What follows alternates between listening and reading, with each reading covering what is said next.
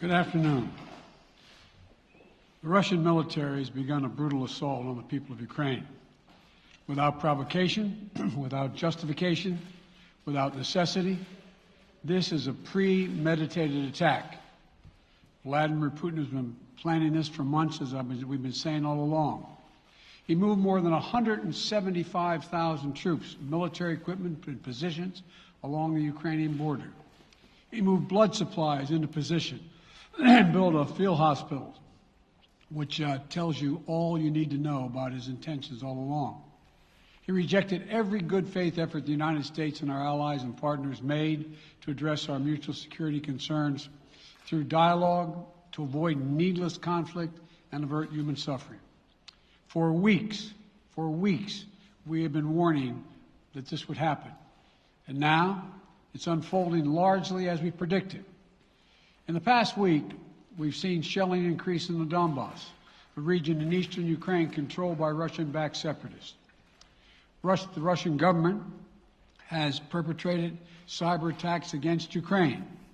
We saw a staged political theater in Moscow, outlandish and baseless claims that Ukraine was about to invade and launch a war against Russia, that Ukraine was prepared to use chemical weapons, that Ukraine committed a genocide. Without any evidence, we saw a flagrant violation of international law in attempting to unilaterally create two new so-called republics on sovereign Ukrainian territory.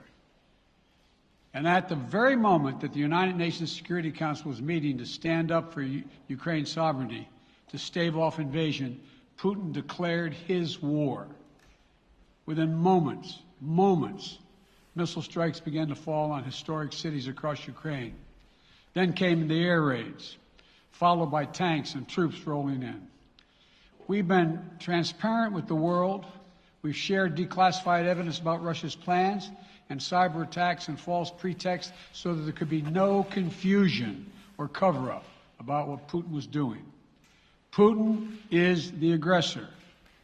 Putin chose this war, and now he and his country will bear the consequences. Today, I'm authorizing additional strong sanctions and new limitations on what can be exported to Russia. This is going to impose severe cost on the Russian economy, both immediately and over time.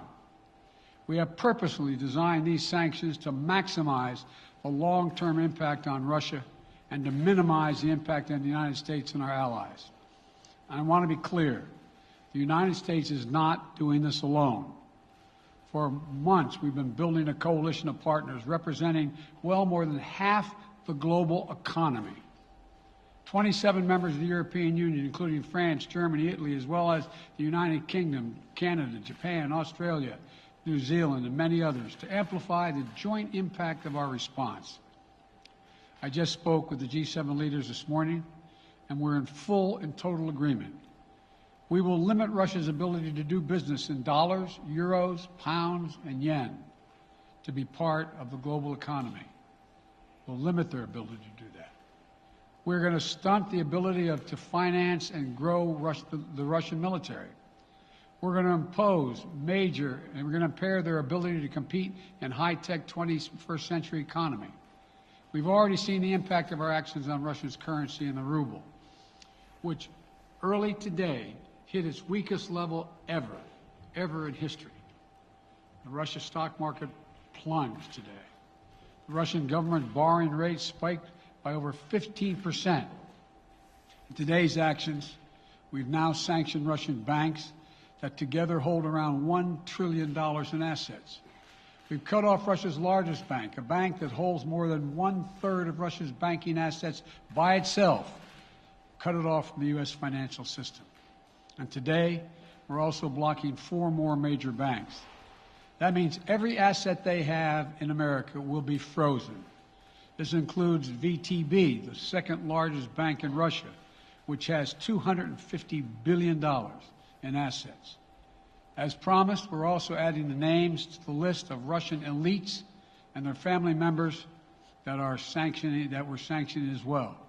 As I said on Tuesday, these are people who personally gain from the Kremlin's policies, and they should share in the pain. We will keep up this drumbeat of those designations against corrupt billionaires in the days ahead.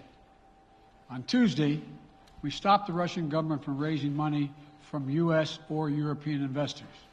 Now we're going to apply the same restrictions to Russia's largest state-owned enterprises, companies with assets that exceed $1.4 trillion.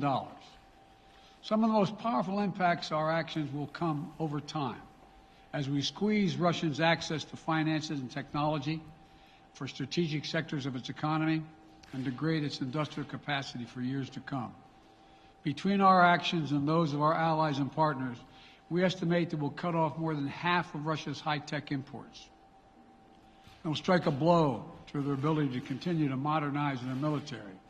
It will degrade their aerospace industry, including their space program. It will hurt their ability to build ships, reducing their ability to compete economically. And it will be a major hit to Putin's long-term strategic ambitions. And we're preparing to do more. In addition to the economic penalties we're imposing, we're also taking steps to defend our NATO allies, particularly in the East. Tomorrow, NATO will convene a summit. We'll be there to bring together the leaders of 30 allied nations and close partners to affirm our solidarity and to map out the next steps we will take to further strengthen all aspects of our NATO alliance.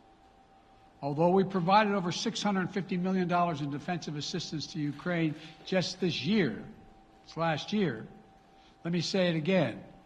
Our forces are not and will not be engaged in the conflict with Russia in Ukraine. Our forces are not going to Europe to fight in Ukraine, but to defend our NATO allies and reassure those allies in the East.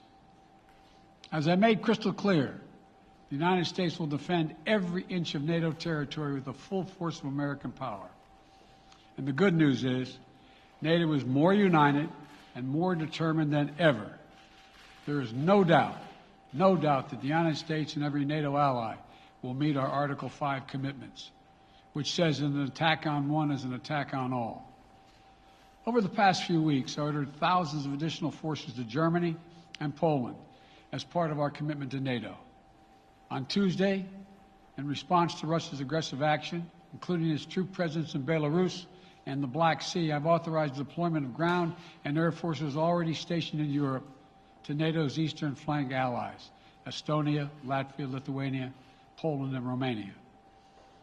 Our allies have also been stepping up, adding the other allies, the rest of NATO, adding their own forces and capabilities to ensure collective defense.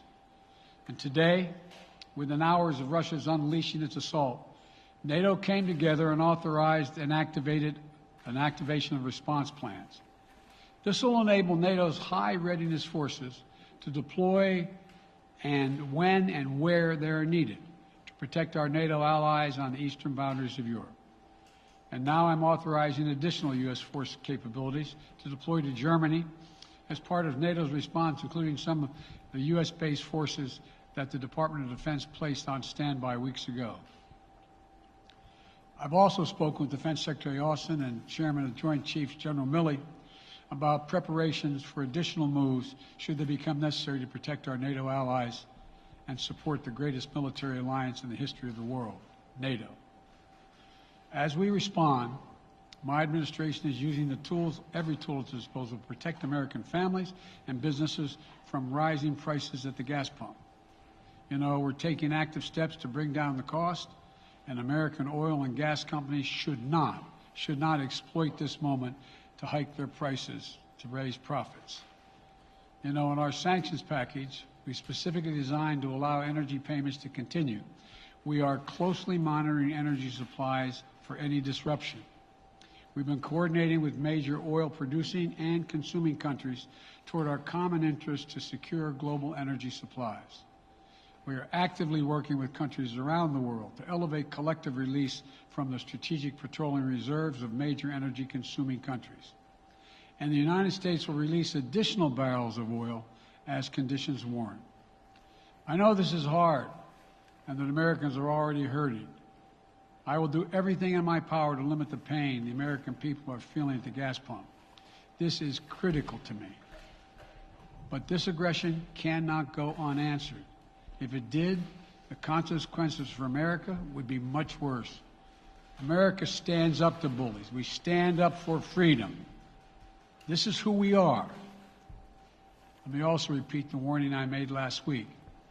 If Russia pursues cyber attacks against our companies, our critical infrastructure, we are prepared to respond.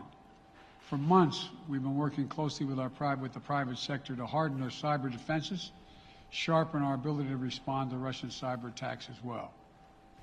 I spoke last night to President Zelensky of Ukraine, and I assured him that the United States, together with our allies and partners in Europe, will support the Ukrainian people as they defend their country. We'll provide humanitarian relief to ease their suffering. And in the early days of this conflict, Russia propaganda outlets will keep trying to hide the truth and claim success for its military operation against a made-up threat. But history has shown, time and again, how swift gains in territory eventually give way to grinding occupations, acts of mass civil disobedience, and strategic dead ends. The next few weeks and months will be hard on the people of Ukraine. Putin has unleashed a great pain on them, but the Ukrainian people have known 30 years of independence. They have repeatedly shown that they will not tolerate anyone who tries to take their country backwards. This is a dangerous moment for all of Europe, for the freedom around the world. Putin has committed an assault on the very principles that uphold the global peace. But now, the entire world sees clearly what Putin and his Kremlin allies are really all about. This was never about a genuine security concerns on their part. It was always about naked aggression, about Putin's desire for empire by any means necessary, by bullying Russia's neighbors through coercion and corruption, by changing borders by force, and ultimately by choosing a war without a cause. Putin's actions betray his sinister vision for the future of our world, one where nations take what they want by force. But it is a vision that the United States and freedom-loving nations everywhere will oppose with every tool of our considerable power. The United States and our allies and partners will emerge from this stronger, more united, more determined, and more purposeful. And Putin's aggression against Ukraine will end up costing Russia dearly, economically and strategically. We will make sure of that. Putin will be a pariah on the international stage. Any nation that countenances Russia's naked aggression against Ukraine will be stained by association. When the history of this era is written, Putin's choice to make a totally unjustifiable war on Ukraine will have left Russia weaker and the rest of the world stronger. Liberty, democracy, human dignity, these are the forces far more powerful than fear and oppression. They cannot be extinguished by tyrants like Putin and his armies. They cannot be erased from people's hearts and hopes by any amount of violence and intimidation. They endure. In the contest between democracy and autocracy, between sovereignty and subjugation, make no mistake, freedom will prevail. God bless the people of a free and democratic Ukraine. May God protect our troops. Mr. President. Associated Press, Zeke. Do you have any plans to speak with President Putin at this point? And what interactions have you had with the Russian government? I heard the first part. Do I have any plans to speak with Putin at this point, and what? What communications have you had with the Kremlin as far as military operations in Ukraine and making sure this does not spiral into a larger conflict? Well, it's a large conflict already. The way we're going to ensure it's not going to aspire to a larger conflict is by providing all the forces needed in the Eastern European nations that are members of NATO. NATO is more united than it's ever been, and I have no plans to talk with Putin. Mr. President. Wall Street Journal, Tarina. Mr. President, you didn't mention SWIFT in your sanctions that you announced. Is there a reason why the U.S. Isn't doing that? Is there a disagreement among allies regarding SWIFT and whether Russia should be allowed to be a part of it? The sanctions that we proposed on all their banks have of equal consequence, maybe more consequence than SWIFT, number one. Number two, it is always an option, but right now that's not the position that the rest of Europe wishes to take. Cecilia Vega, ABC. Sir, sanctions clearly have not been enough to deter Vladimir Putin to this point. What is going to stop him? How and when does this end? And do you see him trying to go beyond Ukraine? And a second question I'll just give to you now. This statement that he gave last night, the threat that he gave, the West will face consequences greater than any you have faced in history. Is he threatening a nuclear strike? I have no idea what he's threatening. I know what he has done, number one. And number two, no one expected the sanctions to prevent anything from happening. It has to show, this is going to take time, and we have to show resolve so he knows what's coming. And so the people of Russia know what he's brought on them. That's what this is all about. This is going to take time. It's not going to occur, he's going to say, oh my God, these sanctions are coming, I'm going to stand down. He's going to test the resolve of the West to see if we stay together, and we will. We will, and it will impose significant costs on him. Will he go beyond Ukraine, sir? Do you see him going? Yes. Thank you. Two topics, just really quick. First, markets are down and gas prices are up. I know you always stress the difference between Wall Street and Main Street, but everybody seems to be in for some economic pain. How economically painful is it going to get for people in this country? And I do have one more question. First of all, there's no doubt that when a major nuclear power attacks and invades another country, that the world is going to respond, and markets can respond all over the world.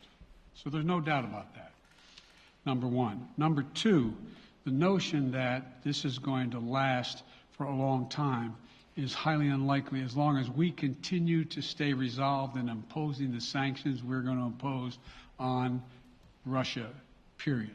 What's your next question? I'm sorry. The next question is, did you underestimate Putin, and would you still describe him the way that you did in the summer as a worthy adversary? At the time, he was, I made it clear, as an adversary, and I said he was worthy. I didn't underestimate him. And I've read most of everything he's written. Did you read the, I shouldn't, I'm not a wise guy. You heard the speech he made, almost an hour's worth of speeches, why he was going into Ukraine. He has much larger ambitions in Ukraine. He wants to, in fact, reestablish the former Soviet Union. That's what this is about. And I think that his ambitions are completely contrary to the place where the rest of the world has arrived. And with his ambitions, you're confident that these devastating sanctions are going to be as devastating as Russian missiles and bullets and tanks? Yes, Russian bullets, missiles, and tanks in Ukraine. Yes, I am. Thank you, President Biden. If sanctions cannot stop President Putin, what penalty can? I didn't say sanctions couldn't stop him. You've been talking about the threat of these sanctions for several weeks now. Yes, but the threat of the sanctions and imposing the sanctions and seeing the effect of the sanctions are two different things. They're two different things. And we're now he's going to begin to see the effect of the sanctions. And what will that do? How will that change his mindset here, given he's because attacking it will so Ukraine weaken his country that he'll have to make a very, very difficult choice as to whether to continue to move toward being a second-rate power or, in fact, respond. You said in recent weeks that big nations cannot bluff when it comes to something like this. You recently said that the idea of personally sanctioning President Putin was on the table. Is that a step that you're prepared to take? And if not, it's not a bluff, it's on the table. Sanctioning President Putin? Yes. Why not sanction him today, sir? Mr. President? Why not sanction him today, sir? Mr. President, if I can, you detailed some severe and swift new sanctions today and said the impact it will have over time. But given the full-scale invasion, given that you're not pursuing disconnecting Russia from what's called SWIFT, the international banking system, or other sanctions at your disposal, respectfully, sir, what more are you waiting for? Specifically, with the sanctions we've imposed exceed SWIFT. The sanctions we imposed exceed anything that's ever been done. The sanctions we imposed have generated 2/3 of the world joining us. They are profound sanctions. Let's have a conversation in another month or so to see if they're working. Yes. Can I ask you about Zelensky? Sir, you spoke to Vladimir Zelensky yesterday, sir? What's the risk that we are watching the beginning of another Cold War, and is there now a complete rupture in U.S. and Russian relations? There is a complete rupture right now in U.S.-Russian relations if they continue on this path that they're on. And in terms of a Cold War, that depends. You have the vast majority of the rest of the world in total opposition to what he's doing, from Asia to South America to Europe to around the world. And so it's going to be a cold day for Russia. The idea, you don't see a whole lot of people coming to his defense. And are you, if I could follow up, sir, are you urging China to help isolate Russia? Are you urging China to help isolate Russia? I'm not prepared to comment on that at the moment.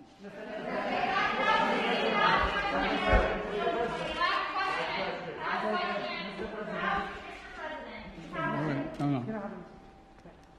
Yeah. No. He's had his hand up a long time. Thank you, Mr. President. How concerned are you that Putin wants to go beyond Ukraine into other countries, and the U.S. will have to get involved if he moves into NATO countries? Well, if he did move into NATO countries, he will be involved. We will be involved. The only thing that I'm convinced of is if we don't stop now, he'll be emboldened. If we don't move against him now with these significant sanctions, he will be emboldened. Look, you know, well, anyway. Can you talk anything more about your conversation? Mr. President.